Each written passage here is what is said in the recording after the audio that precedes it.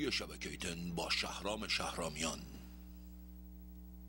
خانم آقایان سلام، شهرام شهرامیان هستم، سردبیر خبر شبکه جهانی تن تیوی و در شامگاه پنجشنبه 29 نوامبر سال 2012 به همراه همکارم مریم الوندی با درود فراوان به شما بینندگان گرامی. مشروع مهمترین اخبار و رویدادهای روز جهان را از شهر تورنتو کانادا به اطلاع شما بینندگان عزیز میرسانیم. با این یادآوری که پس از پایان مشروع اخبار برنامه اختصاصی تفسیر خبر نیز از شبکه جهانی تن به سمع و نظرتان خواهد رسید که میپردازد به بررسی تغییرات اداری در سپاه پاسداران جمهوری اسلامی توسط آیت الله خامنه ای در آستانه انتخابات ریاست جمهوری ایران. در مطلبی تحت عنوان معاون سیاسی سپاه برای دومین بار ظرف یک سال تغییر کرد. اینک سرفصل مهمترین خبرها.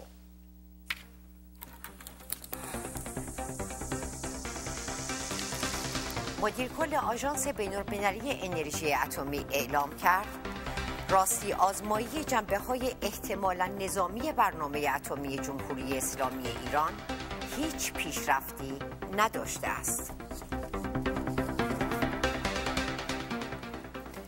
در ادامه انتشار گزارش‌هایی در مورد کمبود داروهای مختلف در ایران، رئیس شبکه هپاتیت ایران نیز از کمبود داروی بیماران هپاتیت ب خبر داد.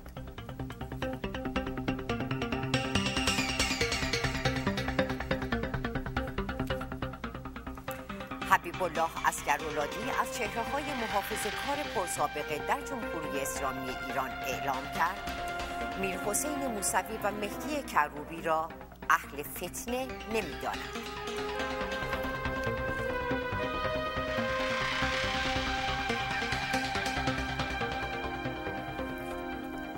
در پی حمله گروهی از مخالفان حکومت ایران به سفارت جمهوری اسلامی در برلین، وزیر امور خارجه آلمان از این حادثه ابراز تأسف کرد.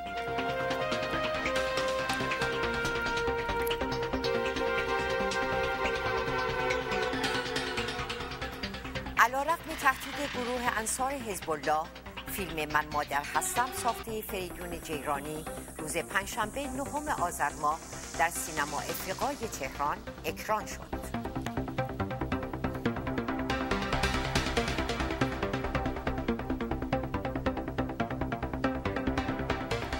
همزمان با درگیری‌های شدید در دمشق پایتخت سوریه و بسته شدن فرودگاه اصلی شهر، شبکه اینترنت و موبایل سوریه نیز قطع شده است.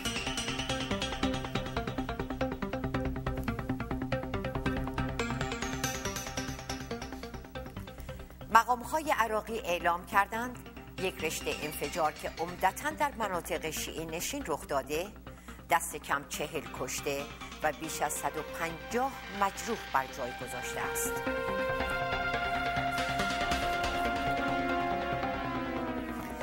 در یک بخت آزمایی 588 میلیون دلاری در آمریکا، 2 بلیط از ایالت‌های آریزونا و میسوری به طور مشترک برنده این مبلغ هنگفت اعلام شدند.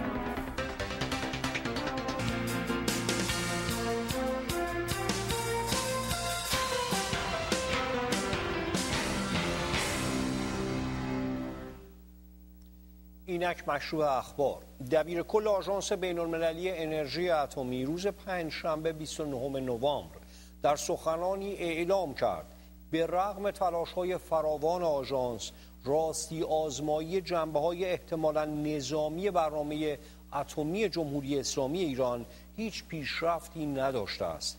به گزارش رویترز، آقای آمانو که در نشست شورای حکام متشکل از 35 کشور عضو سخن می‌گفت، تصریح کرد دستاوردهای مشخصی در این زمینه به دست نیامده است. بنابراین گزارش مدیر کل آژانس بار دیگر از حکومت ایران خواست تا امکانی فراهم کند که بازرسان آژانس به مجتمع نظامی پارچین در نزدیکی تهران دسترسی پیدا کنند و این در حالی است که آژانس احتمال می‌دهد که جمهوری اسلامی در این پایگاه نظامی که زیر نظر سپاه پاسداران است، آزمایش‌های نظامی مرتبط با تسلیحات اتمی انجام داده است. به گفته آقای آمانو، فعالیت‌های گسترده در پارچین که به منظور پاکسازی آن از آزمایش‌های صورت گرفته انجام می‌شود، مانعی جدی بر سر تحقیقات آژانس بین‌المللی انرژی اتمی به شمار می‌رود. به ویژه آنکه تصاویر ماهواره‌ای نشان می‌دهد که فعالیت‌های گسترده‌ای در زمینه جابجایی و جایگزینی حجم وسیعی از خاک منطقه در جریان است. یادآور می شود این سخنان در شرایطی بیان می شود که قرار است نمایندگان ایران و آژانس در روز 13 سپتامبر در تهران بار دیگر مذاکرات خود را از سر گیرند. و خبری از ادامه کمبود دارو در ایران.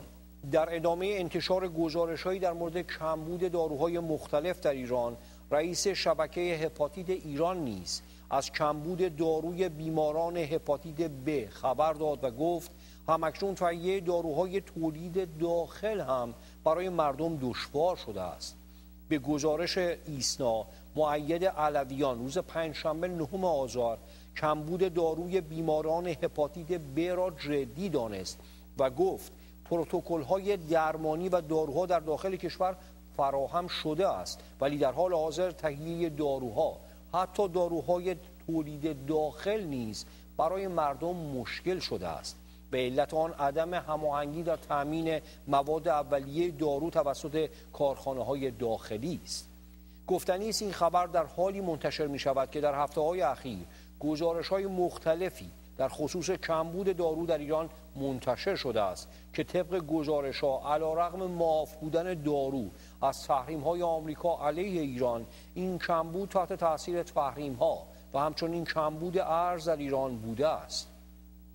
یادآور می شود دبیر انجمن تالاسمی ایران نیز روز 30 آبان در گفتگو با ایسنا از کمبود داروی تزریقی بیماران تالاسمی خبر داد و گفت اگرچه داروها مشمول تحریم نیستند، ولی عواملی همچون مشکلات ارزی ورود دارو به کشور را دشوار کرده است.